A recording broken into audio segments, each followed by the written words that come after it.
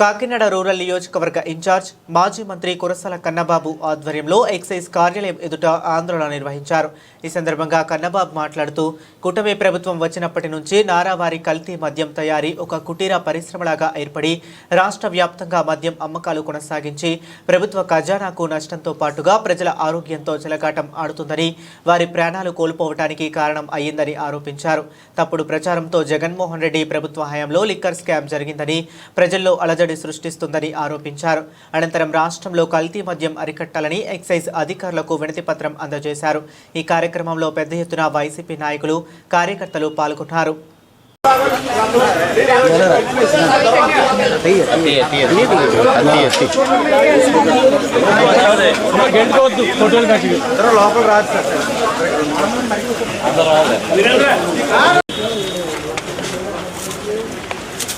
ఇలా చూడండి సార్, ఇలా చూడండి మేడం గారు, ఇలా చూడండి మేడం గారు. Okay, thank you. జై జగన్, జై జై జగన్, జై జగన్, జై జగన్. మద్యాన్ని తయారు చేసి రాష్ట్ర వ్యాప్తంగా పంపిణీ చేస్తున్న పరిస్థితుల్లో మేము చూస్తూ ఊరుకోలేము. ప్రతిపక్షంగా ఖచ్చితంగా పోరాటం చేస్తామని వాళ్ళ రోడ్ల మీదకి వచ్చాం. ఇది ఇక్కడతో ఆగదు. ఈ నకిలీ మద్యం మీద, ఈ మద్యం దందాల మీద వైఎస్ఆర్ పార్టీ పోరాటం చేస్తూనే ఉంటుందని చెప్తున్నాం. లేని స్కాముని సృష్టించి మీరు వైఎస్ఆర్ పార్టీని అబాస్ పాలు చేయాలనుకున్నారు. ఇవాళ మీరే స్కాముల్లో ఇరుక్కున్నారు. మేము అందుకే అడుగుతున్నాం, మీరు సిట్ అంటే సిట్టు, స్టాండ్ అంటే స్టాండ్ అనే కమిటీలు వద్దు. మీ ఎంక్వైరీ కమిటీలు కాదు.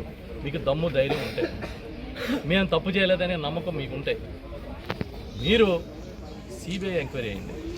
ఈ రాష్ట్రంలో సిబిఐ ఎంక్వైరీలు చాలా చూసాం. గోదావరి పుష్కరాల దగ్గర మొదలుపెట్టి ఇప్పటిదాకా మీరు సిబిఐ ఎంక్వైరీ చేయమంటే చేతులు ముడుచుకుని పారిపోయి ఏదో సిట్ అని మీ సొంత అధికారులతో, మీ ప్రభుత్వ అధికారులతో వేసుకుని మీకు కావాల్సినట్టుగా రాయించే కార్యక్రమం చేయొద్దు. అలా చేస్తే అది మీకే నష్టం జరుగుతుందని చెప్తున్నాం. ఇప్పటికే ఈ 15 నెలల్లో వందలాది మంది మీ నకిలీ మద్యం, చీప్ లిక్కర్లు తాగి ప్రాణాలు కోల్పోయిన సంఘటనలు ఈ రాష్ట్రంలో ఉన్నాయి. ఇప్పటికైనా కళ్ళు తెరవండి చంద్రబాబు అని చెప్పి ఇవాళ మేమందరం కలిపి పోరాటం చేస్తున్నాం.